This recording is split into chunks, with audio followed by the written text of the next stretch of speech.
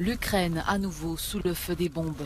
De nouvelles frappes russes ont fait 5 morts samedi dans plusieurs grandes villes du pays, 4 à Dnipropetrovsk et 1 à Kherson. Des attaques confirmées par Moscou qui affirme cibler les infrastructures énergétiques. Les autorités ukrainiennes s'efforcent tant bien que mal de les remettre en marche après des tirs massifs de missiles qui ont provoqué des coupures de courant dans tout le pays. Chers Ukrainiens, je vous souhaite la santé. L'essentiel aujourd'hui est d'avoir de l'énergie. Pendant la journée, il a été possible de rétablir l'approvisionnement en électricité de près de 6 millions d'Ukrainiens. Les travaux de réparation sont en cours et se poursuivent sans interruption depuis l'attaque terroriste d'hier. À Kryvyi Rih, dans le sud du pays, une frappe russe a atterri dans une zone résidentielle, faisant 2 morts et 5 blessés. Au total, la Russie aurait tiré 76 missiles. 60 d'entre eux auraient été interceptés par les systèmes de défense anti-aériens ukrainiens. L'Irlande a un nouveau chef de gouvernement. Ce samedi, Leo Varadkar a succédé au poste de Premier ministre d'Irlande à Michael Martin dans le cadre d'un transfert inédit entre les principaux partis de la coalition de centre-droit au pouvoir. Un poste qu'il a lui-même occupé en 2017. Je suppose que ça va être à peu près la même chose. Personnellement, je n'ai rien à redire là-dessus. Il semble avoir bien dirigé le navire à travers la pandémie de Covid-19.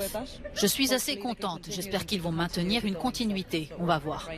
Nous avons un nouveau patron qui est aussi notre ancien patron. Médecin métis et ouvertement gay, Leo Varadkar détonne dans une Irlande très conservatrice. Issu de camps rivaux lors de la guerre civile au début du XXe siècle, les deux partis de centre-droit ont mis en place ce poste tournant dans le cadre d'une coalition avec les Verts après les élections de 2020. Les prochaines législatives devraient se tenir en 2025. C'est la plus faible participation électorale depuis la révolution de 2011. Appelés à renouveler leur parlement ce samedi, les Tunisiens ont boudé massivement les urnes, un scrutin voulu par le président Kaïs Saïed pour mettre un point final au processus enclenché par son coup de force de juillet 2021. Il avait pourtant qualifié cette élection d'opportunité historique pour les citoyens de retrouver leurs droits légitimes. Le Parlement issu des législatives, après un second tour organisé d'ici début mars, sera doté de compétences très restreintes. Les futurs députés ne pourront pas destituer le président, contrôler l'action du gouvernement, ni le censurer. Selon l'Observatoire tunisien de la transition démocratique, la principale préoccupation des 12 millions de Tunisiens reste le coût de la vie, avec une inflation de près de 10% et les pénuries récurrentes. Le pays est également au bord de la faillite.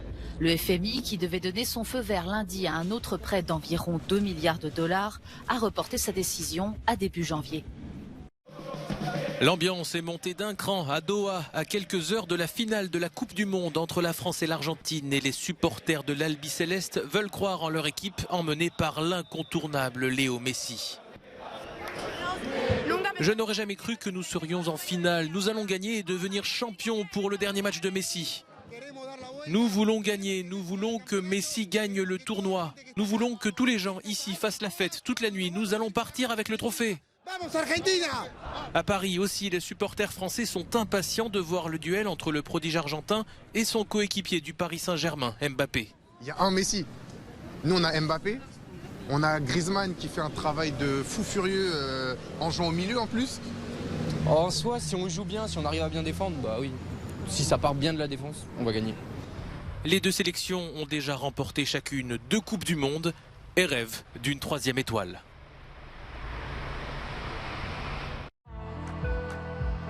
La Croatie termine à la 3e place de la Coupe du Monde de football au Qatar. Ce samedi, les Croates se sont imposés 2-1 face au Maroc dans la petite finale de la compétition. Tout est allé très vite dans ce match avec l'ouverture du score croate de Joško Gvardiol à la 7e minute de jeu et l'égalisation marocaine par Achraf Dari 2 minutes plus tard seulement. Mais juste avant la mi-temps, Mislav Oršić a inscrit le but de la victoire pour la Croatie. Le parcours du Maroc, première équipe africaine à atteindre les demi-finales d'une Coupe du Monde, restera malgré tout dans l'histoire.